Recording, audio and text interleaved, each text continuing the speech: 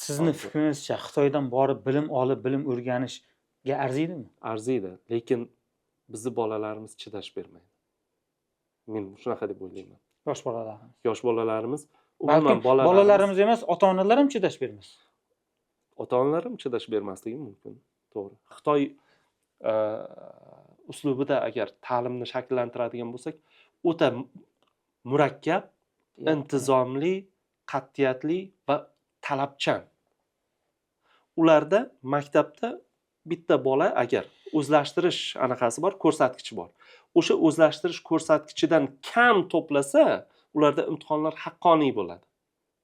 Bizlarga o'xshab o'qituvchi bunday qarab, bu yil davomida keldi darsga, shunga 5 qo'yib beray deb 5ni qo'ymaydi. Mana bu yilda 10 marta keldi, shu ham o'tib ketsin deb 3 bahosini qo'yib bermaydi.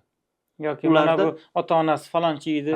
Unaqa, ota-onasi falonchi biz maktabga yordam berib turibdi, shunga 5ni qo'yib beray demaydi.